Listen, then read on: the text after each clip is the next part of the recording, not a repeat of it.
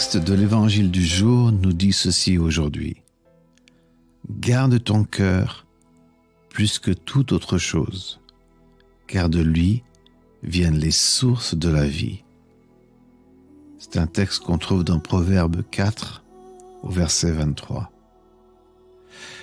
Lorsque nous pensons à garder quelque chose qui est nôtre, nous pensons en premier lieu à le protéger, à protéger ce qui pourrait l'abîmer.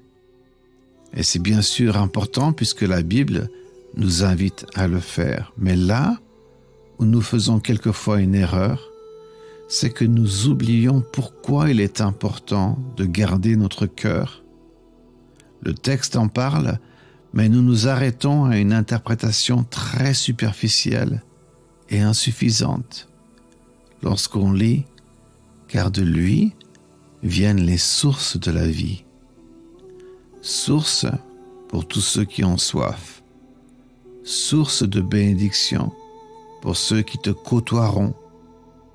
Promesse faite à Abraham, par exemple, « Je ferai de toi une grande nation et je te bénirai, je rendrai ton nom grand et tu seras une source de bénédiction. » Si je te conduis vers un autre texte dans lequel Jésus parle du cœur, tu vas voir que tu vas mieux comprendre pourquoi il est important de garder son cœur. Dans Luc 6, 45, Jésus dit « Un bon arbre ne produit pas de mauvais fruits, et un arbre malade ne produit pas de bons fruits. On reconnaît les arbres à leurs fruits. On ne cueille pas des figues sur des plantes piquantes. On ne récolte pas du raisin sur des cactus. La personne qui est bonne tire le bien de son cœur qui est plein de bonnes choses. La personne qui est mauvaise tire le mal de son cœur qui est plein de mauvaises choses.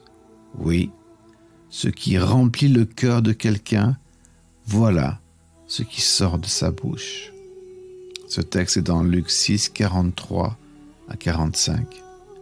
Tu comprends? Jésus dit « Veille à ce que ton cœur soit plein de bonnes choses, ainsi ce que tu diras sera bon. Ainsi l'autre ne boira pas l'eau amère de ton cœur. Si ton cœur est plein d'amertume, de jalousie ou de choses qui ne sont pas encore guéries, ce qui sortira de ta bouche sera de l'amertume, de la jalousie ou d'autres choses qui ne sont pas guéries et qui blesseront et feront du mal à ceux à qui tu parleras. Si tu as un ministère, si tu prêches, si tu enseignes la parole, imagine les dégâts que tu peux faire si ton cœur n'est pas guéri de certaines blessures. Tu vas blesser ton auditoire parce que tu ne seras pas guéri toi-même. Tu orienteras tes paroles dans la direction du mal qui t'habite. Quand Jésus a dit « C'est de l'abondance du cœur que la bouche parle », il voulait dire que les paroles et les actes toujours mauvais indiquent un cœur mauvais. Nous ferions bien de reconnaître le fruit que nous observons afin de veiller en qui nous faisons confiance et en qui nous permettons d'exercer une influence sur nous et sur les personnes dont nous sommes responsables. Souviens-toi que Jésus a dit que ce qui remplit le cœur de quelqu'un, voilà ce qui sort de sa bouche.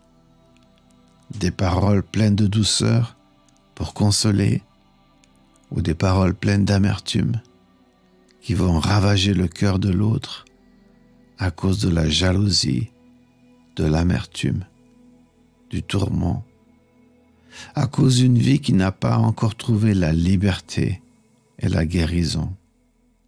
Garder son cœur plus que toute chose, ce n'est pas seulement le protéger de ce qui pourrait le polluer de l'extérieur, mais c'est surtout l'assainir de toutes les impuretés, les maladies, les jalousies qui sont déjà à l'intérieur et dont les paroles trahissent leur présence. C'est dans le tête-à-tête avec Jésus-Christ que le cœur trouve la véritable guérison.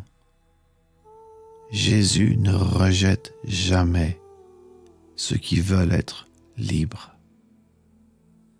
Je répète, Jésus ne rejette jamais ceux qui veulent être libres. Comme d'habitude, j'ai hâte de lire tes commentaires et ton témoignage. À bientôt.